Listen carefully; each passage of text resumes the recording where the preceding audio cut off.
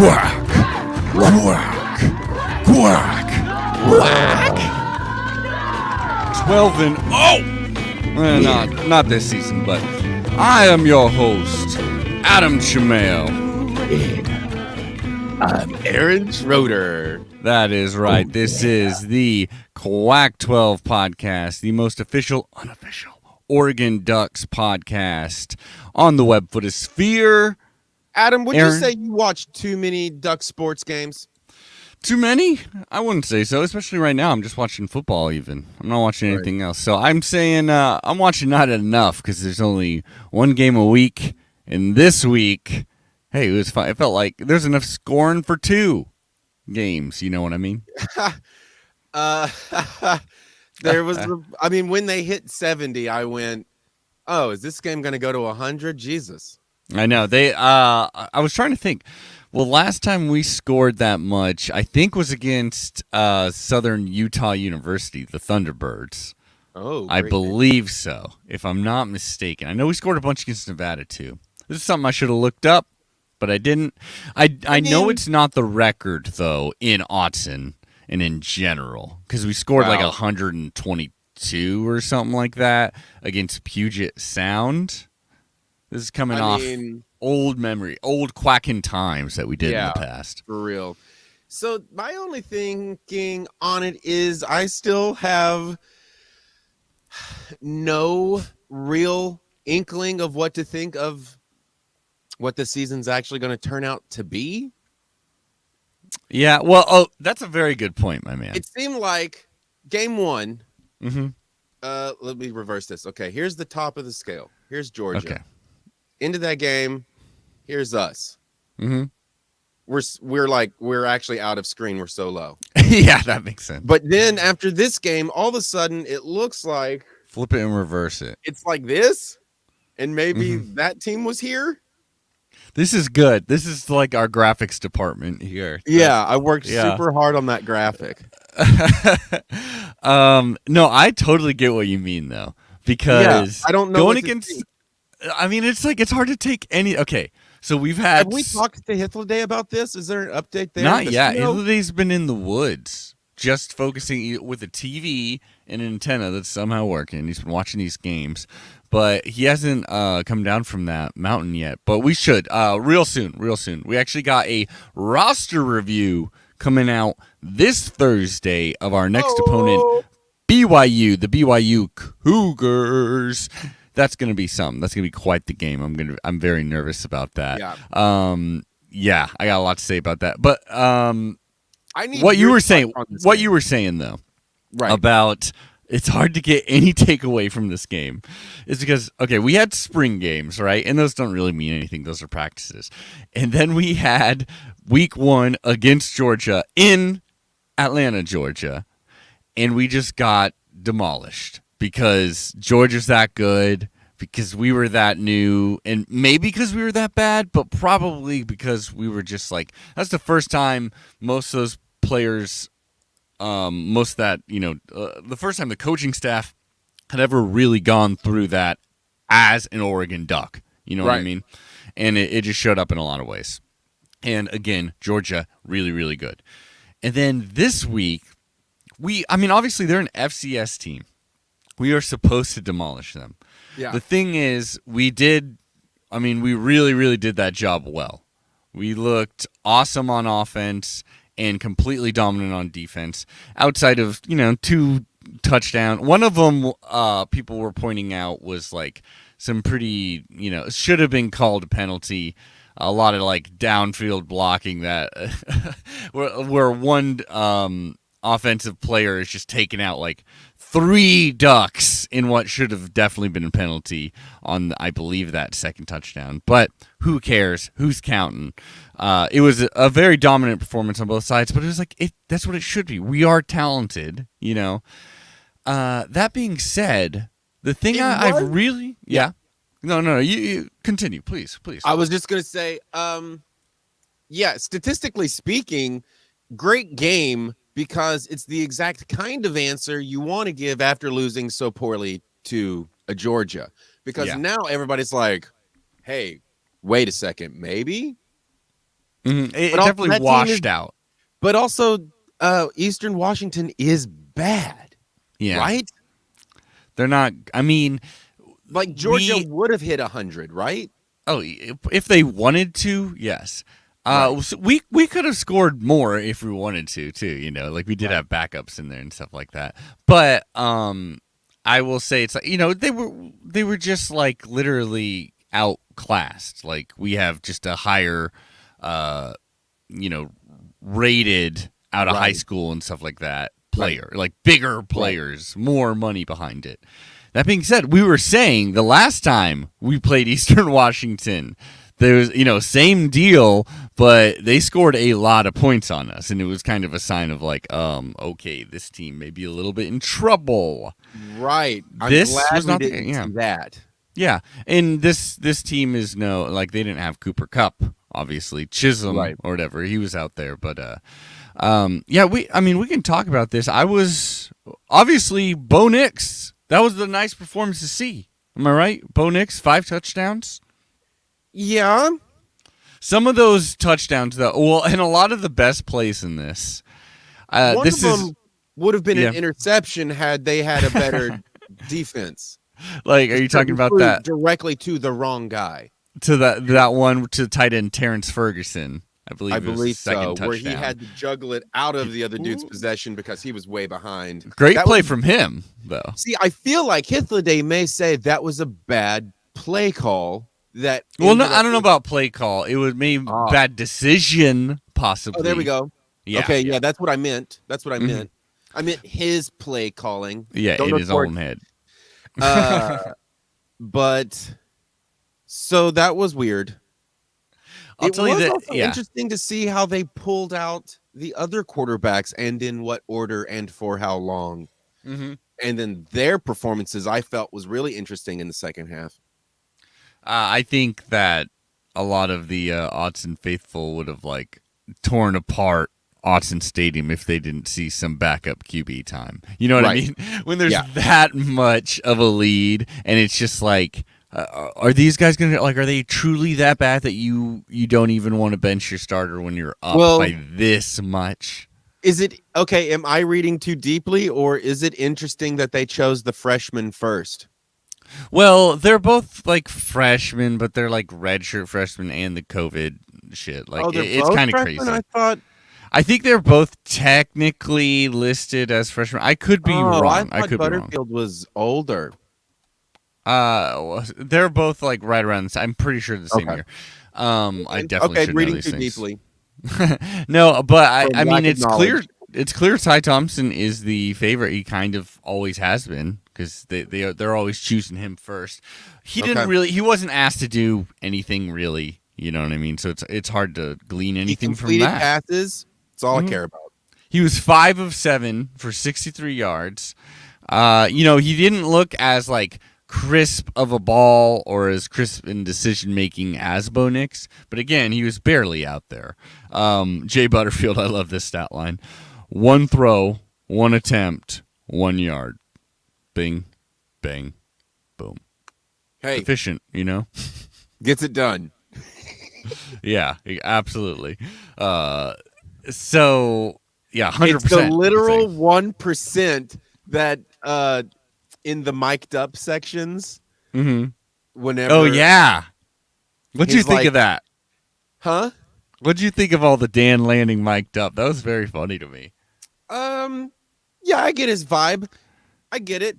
It is also though interesting, and this is not I'm not trying to criticize him, but it is interesting that for real, the head coach's job in sports is to kind of just like pound simple truths into your brain until you go, yeah, got it, okay. Yeah, that is true. So it was weird to hear it with thinking of like, wow, the psychology inside this could be fairly gray area. But I think he has positive messages. Yeah, no, I like the 1% thing because you shouldn't overanalyze yourself too much, but always trying to improve yourself, I think, is a great message. Here's the thing, And like, I think it's like it's good for Duck fans really to just like for a number of reasons throw that Georgia result out of their mind, like just Totally. erase it from your mind because I mean, not all games are going to be like that. We're not going to face another team like that likely this season or maybe many seasons. They're very good. Again, like I said. And also, that was like the week one with Dan Land, just like with Mario Cristobal, when you were promoting him as the head coach, you were being like, well, hopefully we always have good offensive lines. And that's still bearing true because that ended up being true. It's like he is an offensive line like guru. Like that's his thing. Dan Lanning, supposedly, the defense, coaching the defense, making that a very solid, good unit is supposedly his thing. And, he's done it under the best. And this is his year one, but that is actually a time which like the defense is something a lot of times that you can kind of turn around surprisingly quickly, or at least throughout a season. While like people can learn it really quickly, and especially like the further away you are from the ball, sometimes you can make like a bigger impact quicker. And especially with Christian Gonzalez has been really a highlight in both games. Clearly, he was a very smart get and vital get on the offseason over from Colorado, and smart on his point too, because we'll get into Colorado during the picks. But yeah, like I don't think anybody wants to be on that team right now.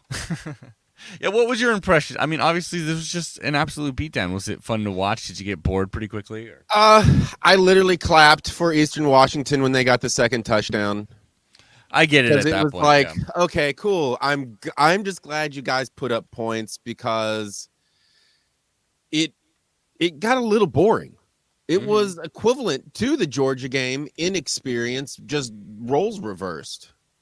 Yeah, because it was just like and this is kind of what I thought was great about like the fans as well, is like around touchdown 5, everybody's kind of like, cool. Is this a practice game? What did we sign up for? I'm only in high school. I should mention, because, I live in Eugene, Oregon, Tracktown, USA, the greatest city in all the land. But it was smoky as hell here. It was pretty bad. Like, there was talk of possibly canceling the game, but it was, like, below. It was very funny because, like, it's really up to the play. And, the players, I'm sure, if you would have done a poll for both teams, the large majority, maybe every single person would have been like, yes, I want to play this game. Do not cancel this game, And that's kind of how I feel it should be. It's like if they want to play this game and they want to take, it is a health risk, but, like, a slight health risk. And, like. So it's just a little. Sure, so that makes sense for a lesser like. Yeah, the crowd was significantly less because like school's not. I don't believe it's in session yet, but also it's 3 more weeks. The smoke was bad. Yeah, people didn't want to be out there. I couldn't tell too. I was like, oh, it looks like it's kind of there, but like equivalent to here. It's kind of high up, so it's not super affecting anything. But I knew y'all were closer to them. Yeah, there was a while where it was pretty crazy. Not as bad as like a couple of years ago. That was terrible. Yeah, but in general, is it fun to watch that kind of a beatdown to a point? after the Georgia game, I would say yes. Yeah, but I mean, even in the third quarter or the fourth quarter, when there was still like 12 minutes left, I remember being like, there should be a mercy rule here because it is just obvious how the rest of this is going to go. Mm-hmm. So the entertainment value does decrease, unfortunately. And the announcers were kind of grinding on me. I get it. Like, yeah, that Pac-12, no. I was listening. I was watching, I believe, the Baylor BYU game too. Yeah, and they had RG3, and I fucking love him. He's like basically turning into the Bill Walton of the football world. So yeah, I don't want to take us off of the Ducks, but obviously I'm curious to see what you thought of BYU. um, they looked. I mean, I was impressed with them as a team. Like Kalani Sitake, is a really good coach. And he does have them performing well as a unit, like which they're so freaking scrappy. Like they are not the most talented, but they pull some really great players and they make it actually count on their lines, like punch above their weight. That being said, they were down two of their best receivers, if not their best receivers. Gunnar Romney, yes, related to that Romney. Is that Not Mitt? tracking you. Mitt Romney? You ever heard of him? Famous Mormon? Oh, is he a Mormon? Yeah, he's King Mormon. He was knew trying to be King Mormon. He's a politician? Yeah, Senator? he's a politician too. Yeah, for Utah. Yeah, Okay. senator. Yep, I do believe so. I Ran don't for keep up with president. Utah Ran for politics, president against Obama. You don't remember that? I mean, In his vaguely second term.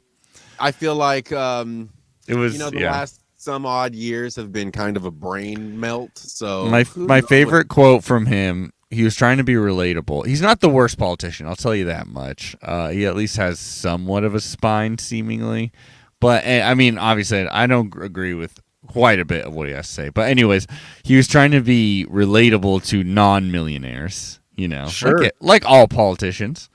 And it's this really funny quote on 4th of July where someone just asked him, like a puff piece, they're just like, hey, what kind of food do you like to eat? Like, like on 4th of July. Like, what kind of stuff? And he's all like, my favorite meat is hot dog. I do remember that. We talked about this, I think, on this podcast. And he's like, my second favorite meat is hamburger. I mean, dude. I like hot dog. Everybody's is. Because it's all the meat. No, but it was the way he said it, dude. He sounded like a freaking robot. Now I'm gonna have to pull up the quote. No. In true Robert Griffith III, like rambling style, I'm going to do a tangent, and my favorite meal is hot dog. Is what he said. No, my favorite meat is hot dog. Yes. Here it is. My favorite meat is hot dog, by the way. That is my favorite meat. My second favorite meat is hamburger. And everyone says, oh, don't you prefer steak? It's like, I know steaks are great, but I like hot dog best. And I like hamburger next best. It's a good quote. It's a good quote, right? I mean, for all I know, that sounds like a robot speaking. It sounds like Google AI, like answering, like, do you like hamburgers, Google? And it's like, I like hot dog. Does not compute. I just like that his categorization of meat is hot dog, hamburger, steak. Yeah, like that's it. He's all like, no, I don't like steak. I much prefer a hot dog over a steak. Thank you. It's like no one does. What? Well, no one prefers a hot dog over a steak. In fact, which is that he's definitely turf over surf. Absolutely. By the way, back to Oregon because I want to apologize to you. Jay Butterfield, you were right. He got here in 2020 during that COVID season. So he's backing up like Tyler Sheck. Yeah. And then Ty Thompson a year after that, 2021. Right. Thank you. Thank you for teaching me a valuable lesson, or reminding me, I should say. I think he'll walk. Or do you think he'll walk? Do you think no? Well, we got a new QB on the horizon that could force some decisions, certainly. But Bo Nix will be gone by then. Exactly. I don't think so. I mean, I'm counting Ty Thompson as like maybe one day he'll win it all. I don't know. At this point, I'm pretty. I agree. You're talking about Butterfield. Yeah. Possibly. Because, I mean, are they both going to wait around a year for Nix to leave so that they can then battle each other? Or could he just go somewhere and start quarterbacking? Because obviously they're going to go with somewhere he could go start quarterbacking. Somewhere, absolutely. However, is it another like Power 5 program?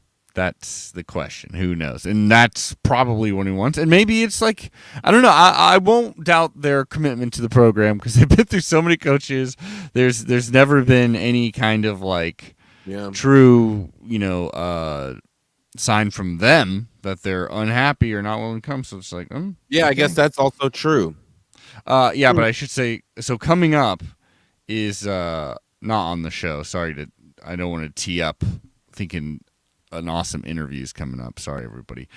Dante Moore, though, he's from Detroit, Michigan. 5 stars. I mean, Ty Thompson is very, highly rated, but still, 5 stars. He's like number 4 at his position. So he's committed to come, and maybe he'll win it, and maybe that'll force some people to move, because you're like, well, okay, I'm not going to wait for, if a freshman comes and beats me out, maybe I should move on. But who knows? I want Ty Thompson to do well. Hopefully Ty Thompson takes over, does super well. Jay Butterfield gets really good backup time next season, and then Dante Moore, just gets to be on the bench and practice for the future. That's like the ultimate way to do it. That's the way you should work with a QB. Anyways, buddy, back to this actual game we were talking about. 70-14. Yeah. Holy what hell. else is there to say? Okay, I'm just going to look around the stats here. So Bo Nix just killed it. Great stats. 28 of 33 from Bo Nix. That's great. Wait a second. They said it at the end of the game. Do you have it on hand? The missed tackle. Oh, it was way down. Like I don't have it offhand, but I remember it was like the point where they were saying that, which was I think we missed 3 tackles this game, and the one before we missed like 31 or something. It was some crazy disparity like that. Yeah, right. Like I don't know what the actual numbers were, but that was obvious, and that's something where it's like, sure, like trying to freaking tackle a Bowers versus tackling a Talkington. Gunnar Talkington, or someone equivalent places, a Chisholm or someone like that. It's much easier. Like even their biggest, strongest guys aren't as like fast, strong, big, agile as all of Georgia's. So it was easier, but there's some fundamental shit that we did much better in week 2, and that makes sense. Right. We just clean some stuff up. Which one you want to see? Boy, howdy. I'll tell you what. Talk about things we did right that I was like, were the form tackling, where so many times it was like, dang, it does look like they're leading with their head from a certain angle. But then when you really see it, it's like, oh, no shit. That's just the shoulder is in the exact right spot. Exactly, yeah. There was like clean tackle. And not only that, but another thing, this is another week where, I mean, unless I'm really forgetting something, where there were no big blunders on special teams. I believe that they did have a really good return that may have set up like their only score, if memory serves. I got it up here. I'm looking. But that being said, overall, and I think that's a sign of detail orientation. That's a plus for the coach. Like he's making sure the little things, the quote unquote little things, are happening well quickly, and that shit can win you games. You know what I mean? Yeah. Yeah. So the run game looked really clean. Yeah, and like we had so many running backs out there. There are so many running backs out. It's clear. Okay. They're probably assessing it. Yeah. Here's what I do need to know. Because after a while I couldn't keep track anymore. How many of our players got a touchdown? Like how many of our players? Okay. Let's see. I know one guy got 2, but I feel like 5 people got at least 1 touchdown. Well, let's look at it. Well, we got Bo Nix, who threw 5 touchdowns, obviously. We got Marquise Irving. He got that touchdown. Byron Cardwell, he ran in a touchdown, but I do believe he also, he caught a touchdown too. Okay. It was just like so far. Yeah. We had Troy Franklin, He got a touchdown. Oh yeah, Kalani Hassenritter, the running back from Hawaii, who had some sick ass moves. Right.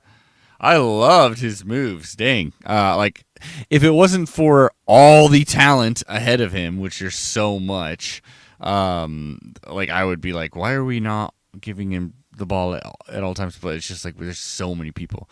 Yeah, Yep. Kilhana Hassenritter, he got a touchdown. Noah Whittington, he got a touchdown. I feel like Oprah over here. You get a touchdown. You get a touchdown. Exactly. This was the most emotional. This was the best one. Cam McCormick got a touchdown. Do you remember this one? Probably. This was the one he was wearing number 18, which was Spencer Webb's jersey number. Right. For most of the season. Most of his career.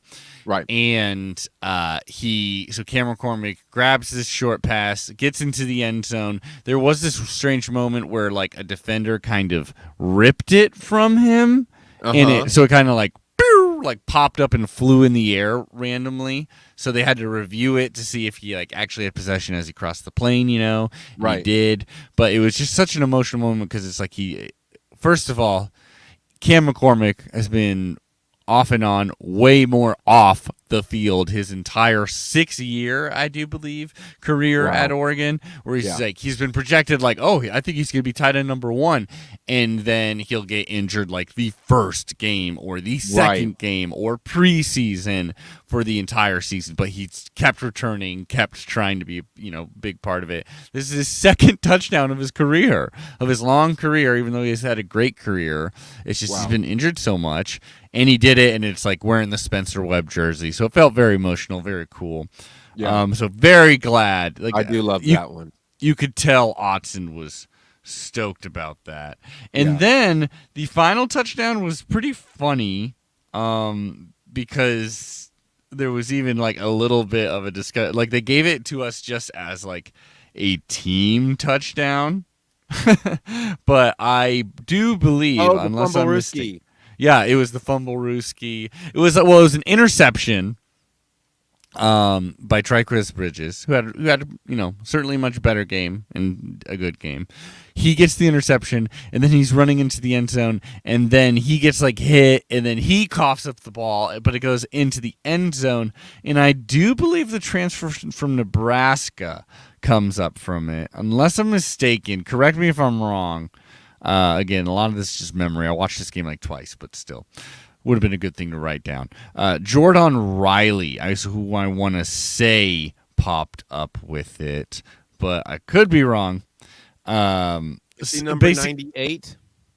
No, it was number 98, wasn't it? I'm pretty sure too. It was not 98, I believe. It was the other guy.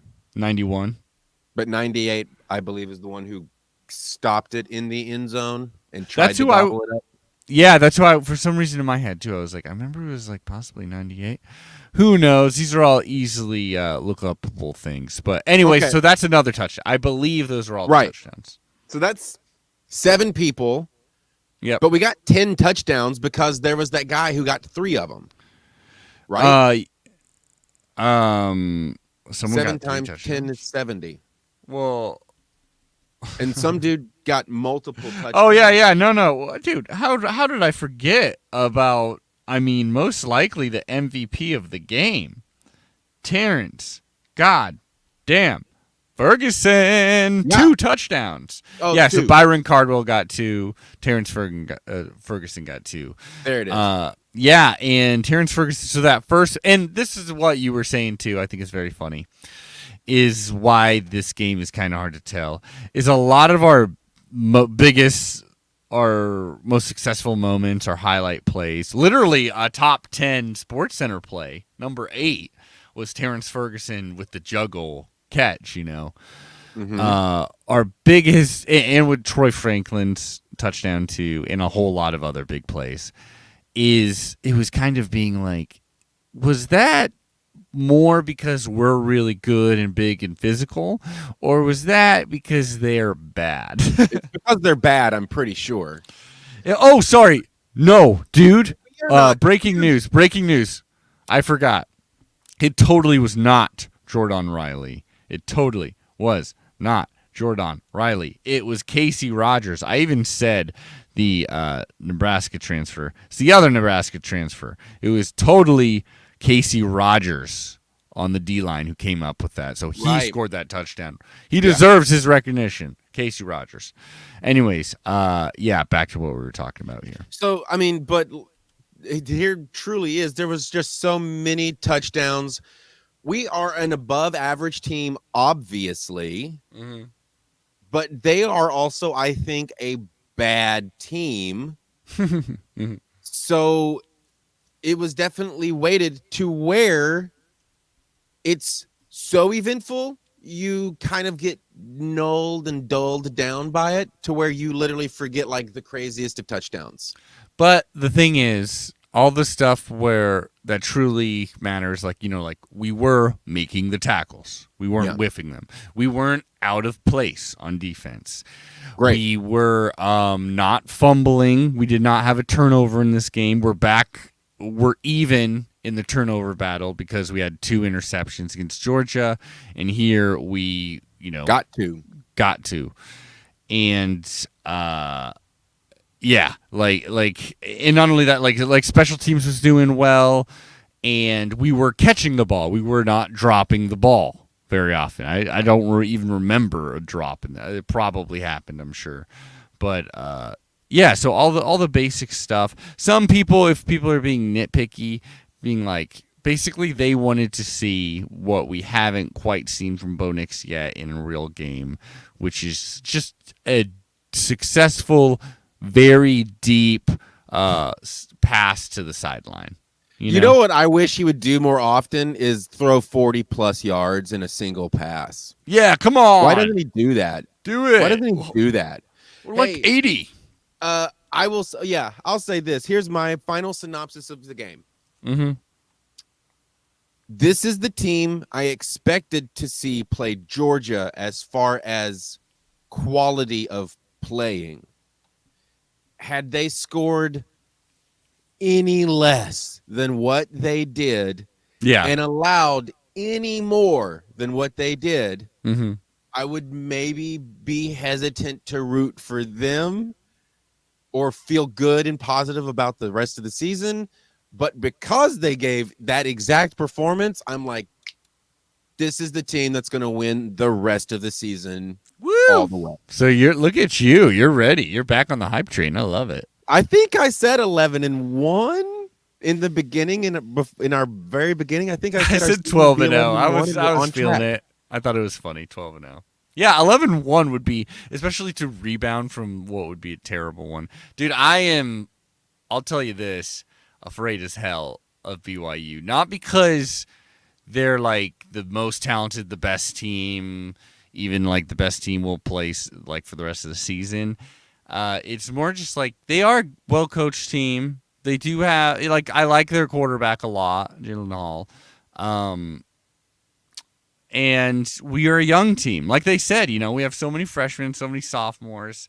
And this is the whole coaching staff. This is their first run through of a season as a unit, So I am nervous, but if we win, that'll make me feel very good. And just because, like, BYU, every religious school, I'm always like, I really want to beat them. This is why I kind of brought it up a bit back. But, I mean, you just watched them play a game. Does that give any weight at all to what you think will happen next week? I'm feeling good. You think we're good to go? I think we should be especially at Oregon, we should definitely be favored, which we are a little bit. I'm not quite sure what the betting line is, but I know it's moved like pretty. Oregon's favored, but not by much, which is surprising, But BYU is ranked too. I do believe they're ranked number 12 going into this, if I remember correctly, and so it's going to be a real freaking game, and it's because BYU over the past 2-3 seasons have continuously been like, well, people are doubting us, but we keep winning. We keep beating Pac-12 teams. They were 5-0 against the Pac-12 last season, and it feels like it's our turn. It's like I want to defend this conference's fucking honor by beating BYU. You know what I mean? And it's just like it's a team we should beat, and it's like clearly we do have a lot of offensive talent. We shouldn't be pushed around against BYU because even against Georgia, like we were doing well, like we were able to like get to do well on the ground game, to get some chunk yardage even, and so we should be able to do that against BYU. Granted, we don't like shoot ourselves in the foot, and I don't think we will. I do think we will win. This isn't the pick section. In fact, Aaron, should we hop into a commercial? Let's hop into a commercial. Because we have a couple let's do one commercial. Let's be official about this, official podcast style. One commercial now, one commercial later. Aaron is, I don't know, drinking some a Bloody Mary, his morning Bloody Mary. Okay, we're gonna hop into this commercial break, and we'll be right quack.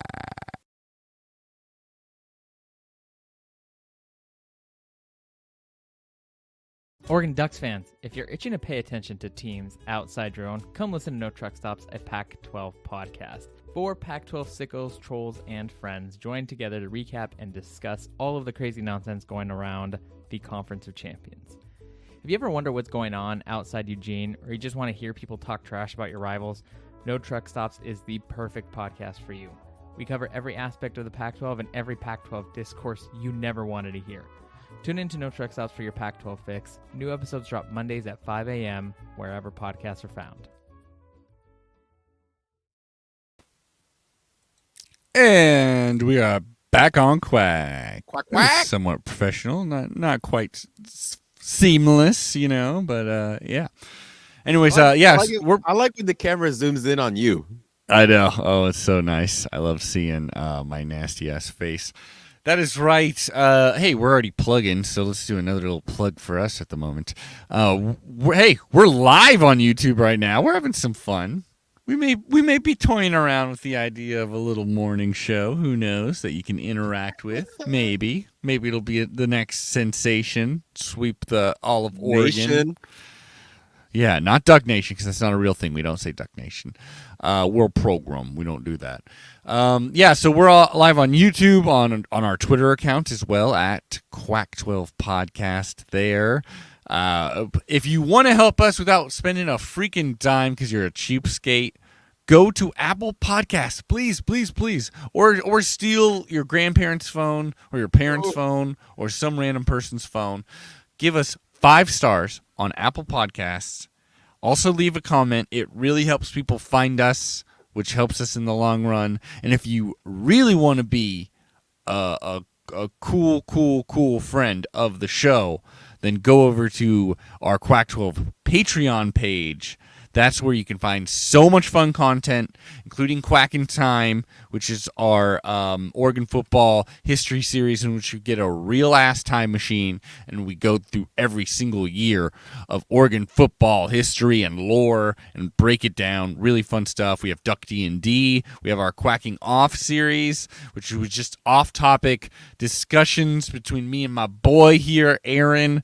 Nothing to do with football, but real fun stuff there if you just can't get enough. And it really helps the show. Only $5 measly a day or less. And you'll get some stuff. Even for $1, you'll get some stuff. Not all of it, but some stuff. And it'll help us out. Also, Aaron, yes. What? Nah, skip it. No? You sure? It sounded important. Yeah, I don't want to spend the money on it quite yet. But all right.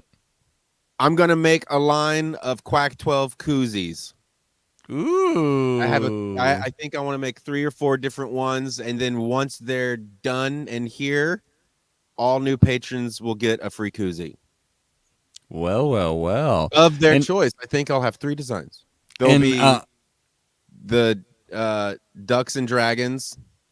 There will be the Quacking Off. And there'll be the official. That's what I think.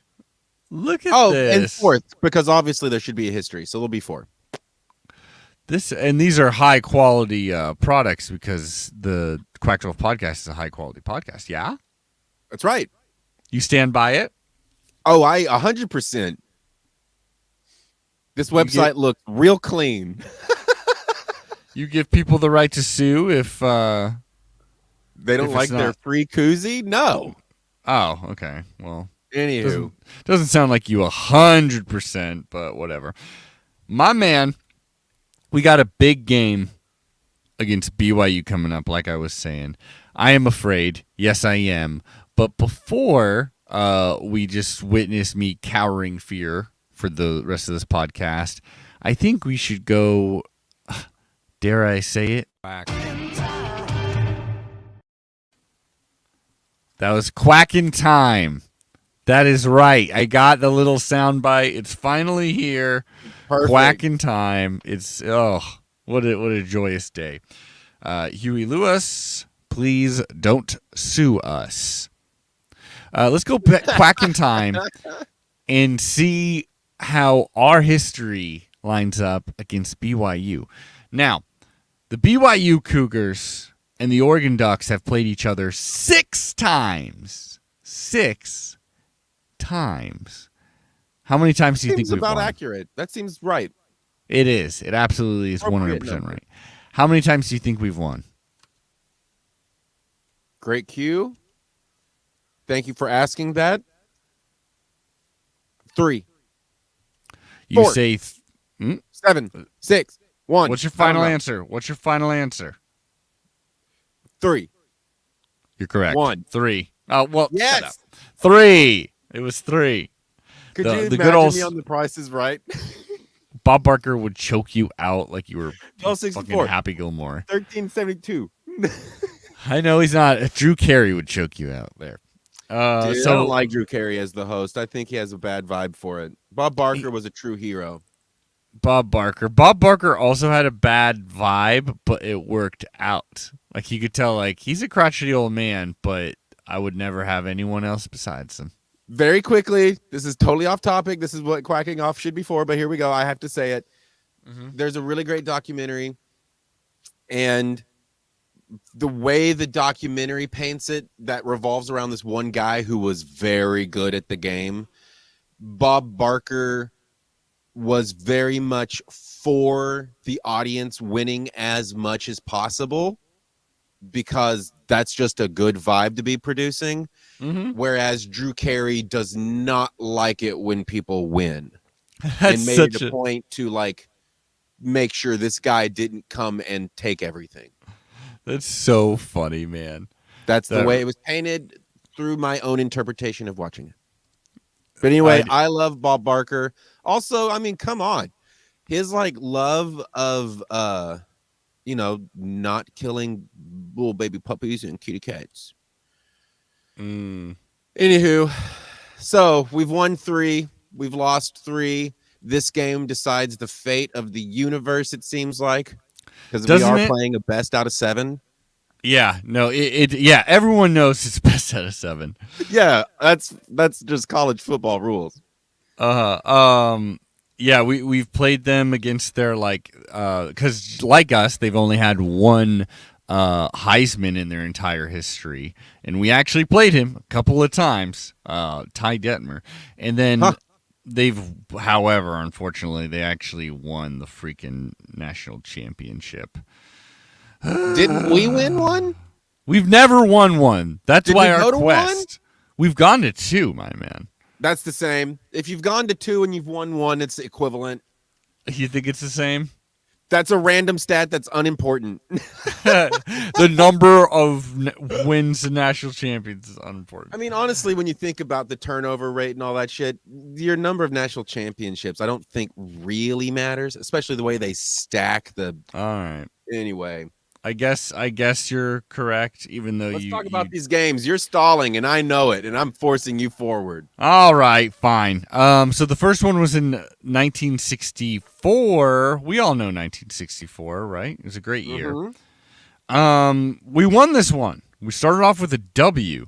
Now the Ducks this season were 7-2-1. This is Len Casanova's 14th season. I love Len Casanova. He really is that era. He's the earliest, not the earliest. I don't know. I just think of him as like there's a whole lot of bad years, bad decades around this era for Oregon football history. He's to that oasis where it's like there's some fun teams, there's some good teams during this run. I mean, everybody wants to play with the lovely Casanova. Casanova. We beat BYU week 1 on Hayward Field. You better believe it. I will say this, though. This win was not really thought of as like a huge victory because, as the Eugene Register Guard put it, Oregon escapes. That's right, with 20-13 win. So it was not thought of as some big ass win. The Oregon Webfoots will not be suffering from overconfidence when they meet Pittsburgh next Saturday for the season's second game. That guarantee came Saturday as the Ducks got a bad scare while opening up with a season-opening skin of their teeth 20-13 victory over a surprisingly tough, tenacious, and underrated Brigham Young University at Hayward Field. The victory was expected. The close margin was not. So, pretty huge. Luckily, our wonderful, wonderful QB Barry was there to save our asses. That he did. Then we played him again. The very next year. This season, so this is, once again, Len Casanova, still here, still sticking around like the great coach he is on his first 15th season. Can you imagine having a coach that long? Oh, it's been forever. It's awesome. It sounds like a fucking dream. I know. So this year we were finished, it was 4-5-1. BYU in 1965, they're 6-4 in the WAC. Their coach at this point was, I forget. Who even freaking cares? I'm not a BYU fan, all right? But we started at Pittsburgh, and then we beat them 17-15. We played at Utah, beat them 31-14. And in week 3, we beat BYU. Hell yeah. In front of 20,000 fans at Hayward Field. Sounds fun as hell. I do have a link here. This is from the Sunday Herald. What the fuck? Do I have it? Going once, going twice. Here we go. So this is Oregon hands Cougars' first loss, 27-14. Oregon's tough defense and reserve quarterback, Mike Brundage's. God damn you. Do. Here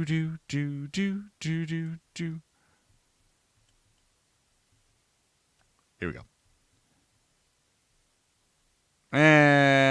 Should I just give up on this? Oregon's tough defense and reserve quarterback. Yeah. Here's an edit note, y'all. Isn't this an interesting live look at the podcast? Everybody, here we go.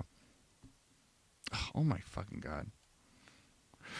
Oregon's tough defense and reserve quarterback Mike Brundage's 2 touchdown passes carried the unbeaten Webfoots to a 27-14 football win over Brigham Young University Saturday. Brundage came into the game late in the second period and flipped a 22-yard scoring aerial to end Steve Bunker to give Oregon a 14-7 halftime lead. His third quarter touchdown pass of 16 yards to end Ray Palm put the Webfoots safely out in front.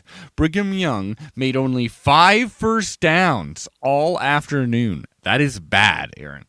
All afternoon was unable to put together any offensive drives into Oregon territory. The previously unbeaten Cougars scored only after a pass interception and a fumble recovery. Wow. It's not great for us. That's a strange game.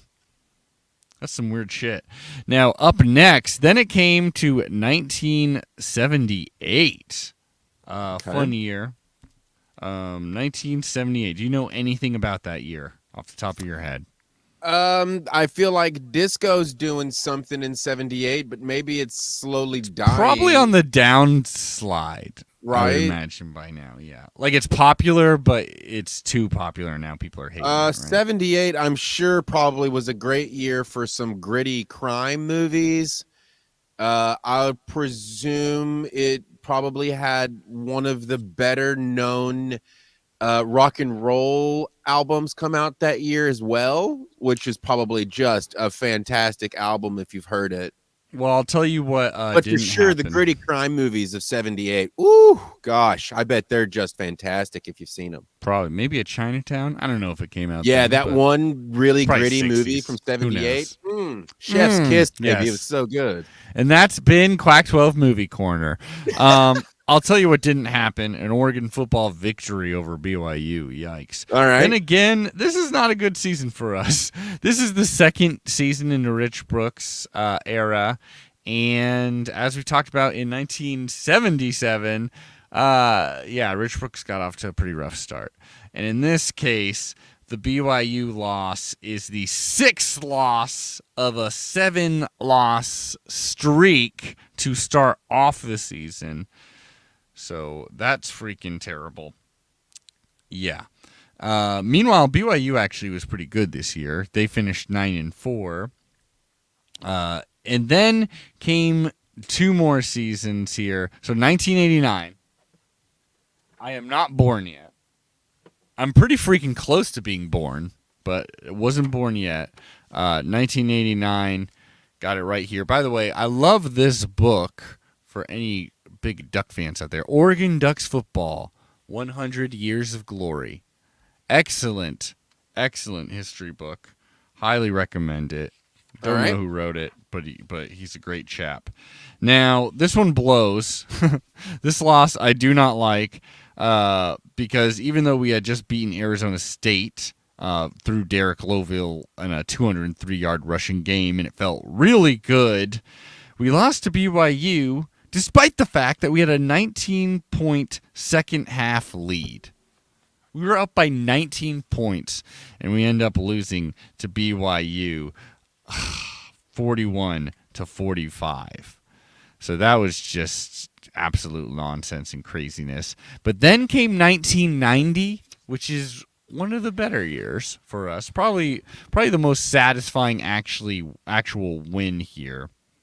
As Bill Musgrave, our legendary QB, put it, actually, the most fun game of my entire career was the BYU game. Go. That's right. Yeah. I love that. It was the most beautiful day I can remember at Austin. We were on national TV, and our defense intercepted Ty Detmer. That's, the Heisman winner. Ty Detmer 5 times, and Marcus Wood sacked him for a safety. Our defense was so good, we didn't need to score very many points. Detmer would win the Heisman Trophy in 1990, and he passed for 442 yards against the Ducks, which is pretty nuts. But Musgrave was more effective than that even. He completed 23 of 37 for 286 yards and 3 touchdowns. He also ran for another score, and we won that game 32-16. And we finished 8-3 overall. That's a pretty good season, especially back then. That's absolutely great season. I mean, most fun game of his career, the legendary Bill Musgrave. That's awesome. Gotta love it. And then there's one more game. You gotta love it. And that is the 2006 game. Oh boy. Not as fun for us. Very fun for BYU. They won't shut up about this game. But in 2006, actually, this was at a really interesting point in the Ducks, Ducks lore. Because right after this game, that really fueled a lot of change for Oregon. Because Mike Bellotti is the head coach at this point. And at the end of this season, we lose to BYU. Spoiler alert, just so you know. We lose to BYU. We even try a couple different QBs at it, which is very funny because we throw Leaf out there, and then we throw Brady Leaf out there, and then as kind of like a 1-2 punch, we're like, maybe we try Dennis Dixon too. He's pretty fast, so we'll throw the backup out there, and that didn't work out very well either. Dennis Dixon, later will dominate and become a very famous Duck, but against number 20 BYU in the Las Vegas Bowl, we lost. And after that loss, that was basically to cap off a 4-game losing streak. We lose that one, and it basically puts us into a place where it's like, everyone, we're going out in the woods. Basically, we grab everybody. Everyone write something you don't like about this team on a piece of paper and something you do like about this team. And everyone read it out loud, stuff like that. And everyone took everything they didn't like about the team, threw it in a trash can, and they burned it. And that really sparked, what became Oregon's most successful run, not just through the Bilotti era, but then after him. Got us to those 2 national championships, really. Mhm. That was really the moment. Chip Kelly was offensive coordinator in 2007, But, BYU, so I guess thank you in a way, because that beatdown is what really did it. As ESPN put it, BYU spanks Oregon. They said they spanked us. Isn't that rude? That's I think that's a rude. sign of the times. They think spanking's cool. Come on. Everybody was getting spanked in school in 1990. That's very true. You know how I many should times I say, got my ass beat at school? yeah. Like 4 or 5 at least. Well, this is 2006 though. When I Fewer was in spanks. third, oh, okay, well, whatever. Same difference, Texas dog. When I was in the 4th grade, the vice principal who was assigned the paddler because he liked it Yeah. had a paddle that he had drilled holes into Oh to yeah. maximize airflow, Yeah. and he would run it under a faucet. And I am Oh. not making that up. I've was never heard the spanked faucet. watching the process beforehand, and I was like, this is crazy. This is about to hurt. What does the faucet? What does the water do? It makes it sting more. Oh man. Oh boy. Well, I mean, trousers. I mean, it's so fucked up, dude. Trousers down with a wooden paddle with holes to maximize impact. That is wet. let's see. Oh, looks like we have a comment here from your old gym teacher who used to spank you. Let's see what he has. No, I'm joking. Can you imagine? I hope he's not a listener. There. I hope he's not a listener. I can't Um, read it with my glasses. I know. Someone left us a listener, 78, into the Christinky Panther, great the film. Sloth Van. Yeah, I don't remember what we were talking about 6 minutes ago, though. Gritty AF, my dude. Gritty AF. Oh, there you go. I've Thank never you. seen a grittier crime movie than I did with Return of the Pink Panther. When he falls into that fountain, it's like, dog, can this get any darker? I've never seen a grittier crime movie than what BYU did to us in that 2006 season, like we were saying. So they finished 11-2. We were 7-6. Just to wrap this up, I mean, John Beck was really the star, the QB for BYU. They hadn't won a bowl game since '96. So since 10 years before. So this is a big old game for them. Whatever. He passed for 375 yards, 2 touchdowns. To be able to be on top now just feels great. This is where you're supposed to be, is what the QB said. When you step on camp, blah, blah, blah. I don't want to read all this emotional good stuff for them. What can I say? So BYU, they have it in the win column right now for them. Yeah, Brady Leaf made his second career start, and then the quicker Dixon coming in to give a new look. So I guess Dixon was. I forget. I need to do some more research in 2006 season. It feels like 20 years ago already. My man. So that's where we're at with BYU historically. We're tied. 3-3. Feels good to me. As I don't know who's going to win this. I mean, we got something coming up. Like I said, I'll pitch it again with Hifliday. The roster review is coming up. If we're going to do a deep dive into what BYU has on their squad. But until then, Aaron, we have a even more important contest, some would say, between you and me. Yep. But first, a commercial. Oh yeah, you're such a freaking pro.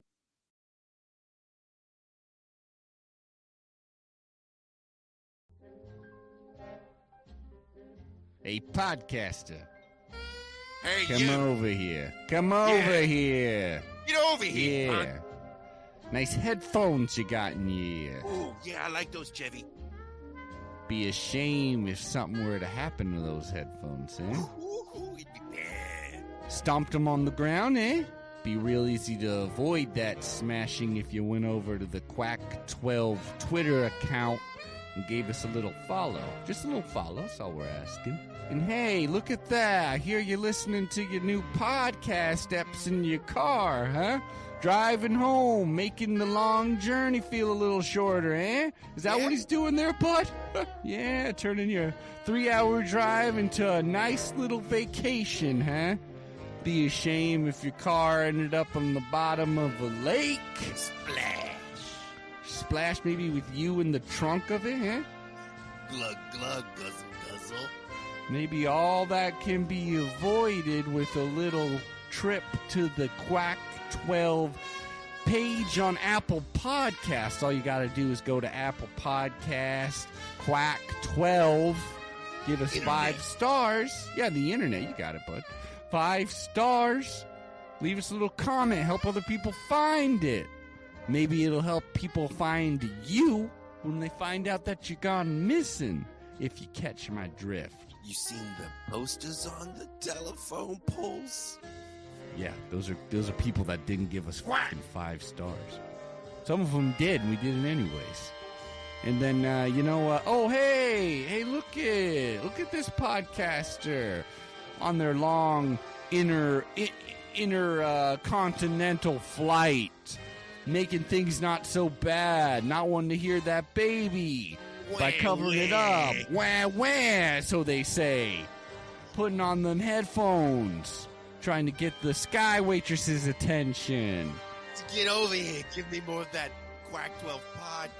Yeah. Why don't you? Yeah, you want some more of that Quack 12 podcast, don't you? Yeah. You want to buy some more from us, don't you? Get it. Otherwise, because if you don't buy this Quack 12 podcast insurance, you never know when your plane's going to go straight down into the water, into the old Atlantic, never to be seen again. Glug, glug, guzzle, guzzle. In case you don't want to be part of the rock and roller club at the bottom of the fucking ocean, then I recommend you go to the Quack 12 Patreon. Come on. Why don't you go to the Quack 12 Patreon, give us 5 smackaroos, and for that we can forget about the whole nasty business, have you on your way. We'll forget about it. We'll forget about it, all right? $5 measly. That's all I got. Now listen up, punk. Because it looks like you're not seeing so good right now. My boss is talking to you, chump. Aren't you, chump? Yeah, that's what I thought. All right, let him go, Mikey. Let him go. In the bottom of the fucking ocean. Ayo! Quack, quack.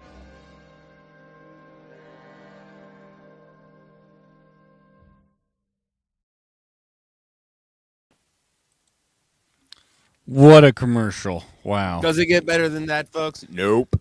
Nope. No, it doesn't. Now, Aaron, let's get into a fan favorite segment here, and that is Bottom 11. That is right. The bottom 11. We're going to review how all these teams did. Now, there's a lot. We're going long already, so I'm going to try to keep it brief and update us on the real scores that matter, which is Aaron and I's picks. The season-wide picks. The picks. Okay, here we go. So, started off, I guess. I don't know why I'm doing it. Let's do it this way. Now, Utah took on Southern Utah. Obviously, that was going to be a beatdown. We all knew it was going to be a beatdown. It absolutely ended up a beatdown by a tune of, I don't know. Oh, I truly don't know. Oh, here it is. 73-7. So even worse than ours, I guess. Doesn't really matter. But, yeah, they were angry, just like we were. Both of us chose Utah. That makes a lot of sense. We would be feeling pretty cheeky if we weren't choosing Utah in that game. Up next after that was Wisconsin. Now, I thought for sure, and I probably convinced you a little bit of this.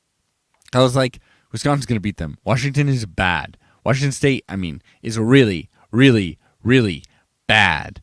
As in, like they barely beat Idaho. Barely beat Idaho. There's Let me no guess. way they're going to be They able to won. take on Wisconsin. They freaking won. I don't know how. I watched the whole game. This was the game I was like glued to because I couldn't believe it.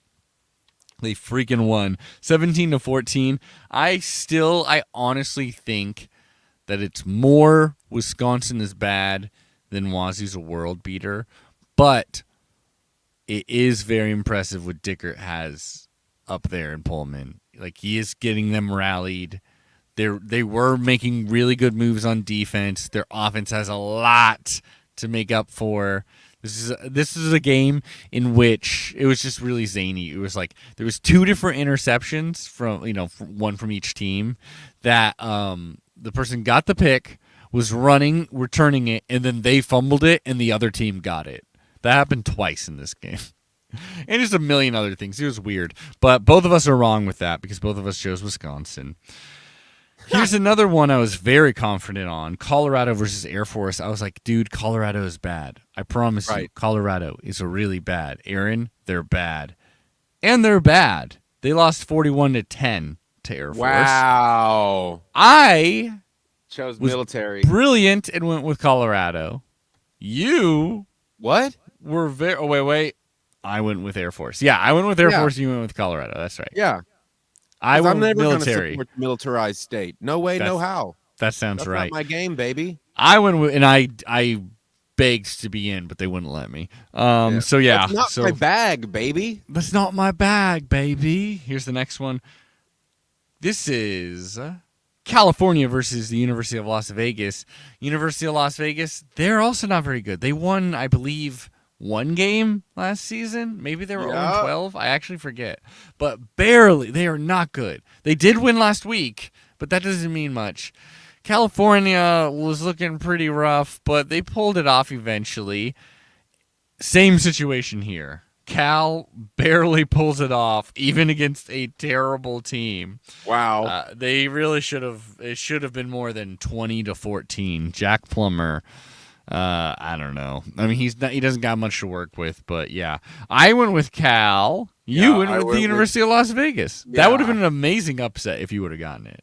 I felt it coming. It felt right. But like I said last week, I'm a little off this season, it feels like. I'm not connecting with the universe in an appropriate manner because I know too much now. Well, just like those thoughts you have before you drift off to sleep, that feeling was wrong, Aaron. That feeling was bad. I don't know what that means. Right before I fall asleep, you said you had a feeling. All those naughty thoughts you have. Anyways, that's hilarious. the Washington Huskies played again. Kind of a nobody. Portland State. I mean, I like Portland State enough, but they're not very good.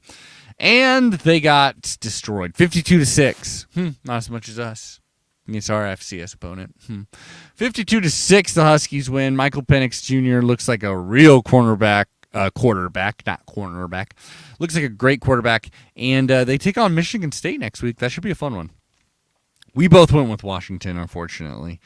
Now, UCLA versus Alabama State. I chose UCLA because I'm not insane.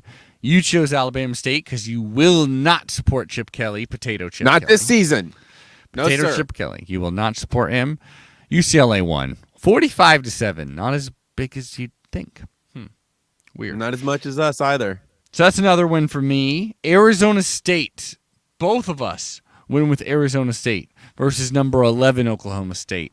I don't know what I was smoking. Emory Jones did not have it. 34-17. OSU win. So both of us didn't get that one.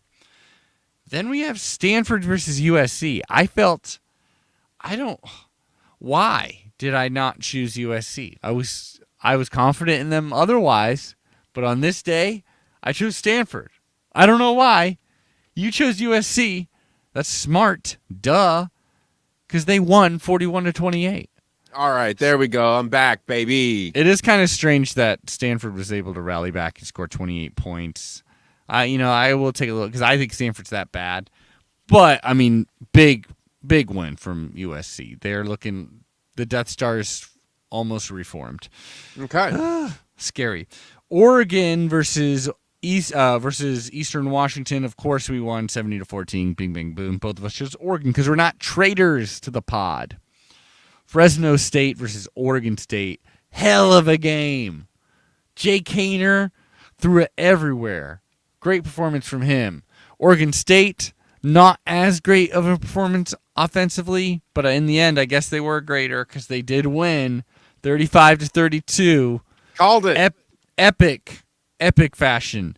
They were like on the goal line, and they ended up.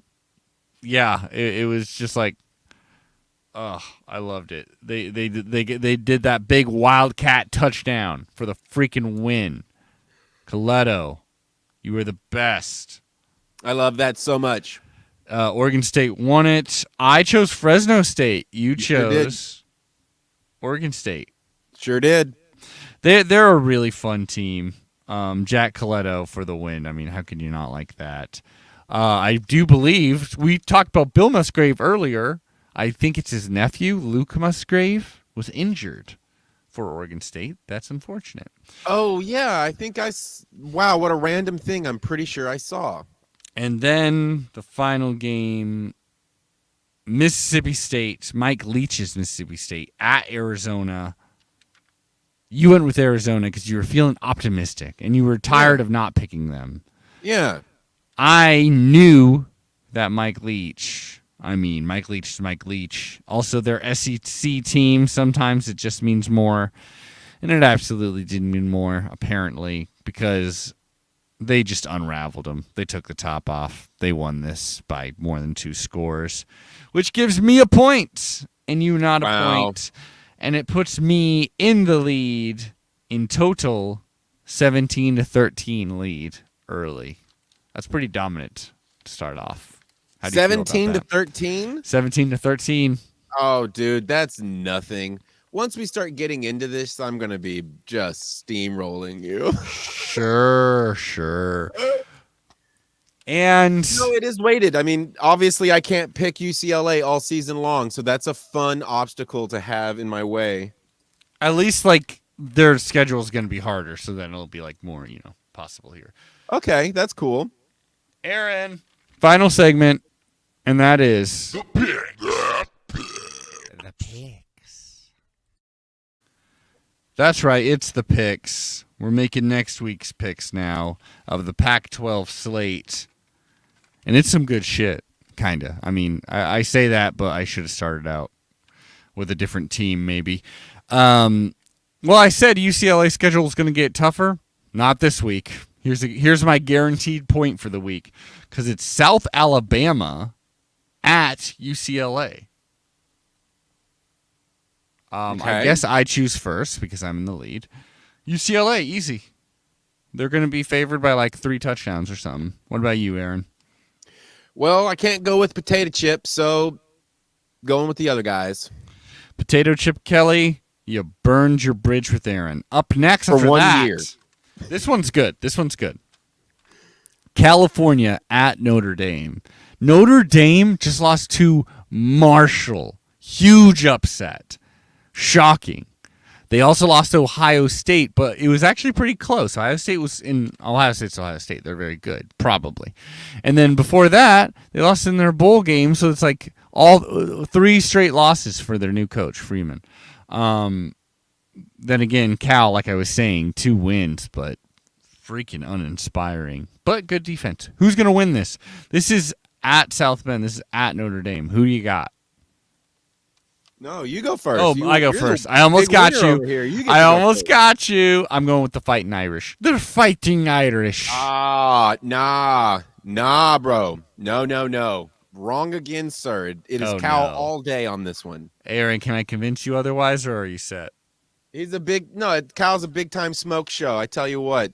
Bigger muscles than anybody in the beach. I tell you what. All right, here we go. Number 12, BYU at number 25, Oregon. No brainer. Oregon all day. Oregon all day. Coming all day. I really do think we're going to win. I really hope we can win. Even if we lose, I just hope it's competitive. That's all I got to say. Anyways, Colorado at Minnesota. The Golden Gophers. Coach. Colorado at Minnesota. Mm-hmm. Whenever you're ready to start, I'm ready to listen. I always forget. I'm trying to get you. Colorado, the Buffaloes are not going to win this game at all. Minnesota. Lock of the week. Ha! You fool! Don't Obviously, do it. this is a Colorado win. No, Aaron, are you sure? No. They've lost 2 straight. You're still going with them? Hold on. Look, for real, the whole thing that's throwing me off is that I'm not picking first. I don't have a chance to tune in with the almighty everything. Please hold. Do you want to pick first? No, I'll give because you that. those I are will not the forfeit. rules. Okay. No, I want to follow the rules. Let me just zone in. The answer is I should have been playing music. Colorado. Colorado. Okay. I'm staying with Colorado. I You're- think it's gonna happen. You're freaking nuts, my They're man. so bad. They're so bad. I should have already put in music for the live feed. I'm sorry, but I'm going to do it now. Listeners in the past, you'll have heard the music the whole time. Maybe this is the feed this is what you needed. The background music wasn't here, and maybe that is what will tune you in. I mean, it was here last week, and that it was my sucked. first week of doing very bad. That's true. Okay, well here you I go. think it is the music that is causing. Well then, good. I'll keep it going. I'm sticking with Colorado. I'm either gonna burn this ship down, or I'm gonna take it all. There's no skin of my teeth losing. Colorado State I wanna at Washington burn. State. Colorado State. Speaking of all these like huge upsets, like Marshall over Notre Dame, that was definitely a big one. Yeah. And a bunch of others. This or like close FCS games. Here's a Mountain West team, Colorado State, who's doing terrible. They got destroyed by Michigan in week 1. Week 2, they lose to Middle Tennessee, 34-19. They are not good. Colorado State at Washington State, who has a new form of life, who's thinking, hey, maybe we're going to win the freaking Pac-12 this year under our new head coach. I will be going with Wazoo. Easy. Yeah, me too. Makes sense. I'm down with the Okay. pack. This is interesting. This is really close, despite the fact that one of these teams are unranked. Number 11, Michigan State at Washington. This would be a huge win. 4:30 p.m. ABC. This would be a huge win for Washington to pull this off this early into Tim DeRuyter's career there. Did I say Tim DeRuyter? That's not their coach. I'll keep it in, though. Don't edit that out. Don't edit that out. Not touching it. Okay. This is tough. Do I back the pack? I'm going with Michigan State. It's more fun not to. Yeah, I feel like that's the actual correct answer as well. Mhm. But the word on the street here in the Big S is that the Huskies are dominant force this season. So I'm going to stick with the pack. I'm going with the Huskies. Woo! Back the pack. All right. Well, me not remember Kalen DeBoer's name, that made me just know they're going to lose. After that, we got Montana State at Oregon State. Oregon State, that's easy. Montana State should not be competition for them. I What about agree. you? Oregon State all day. Cool. San Diego State, who, Arizona won over. They're not great. They lost the terrible human being but great punter that was on their team. And they're just not the team they were last season defensively. Utah should win this one big. It's in Salt Lake City. Yeah, Utah.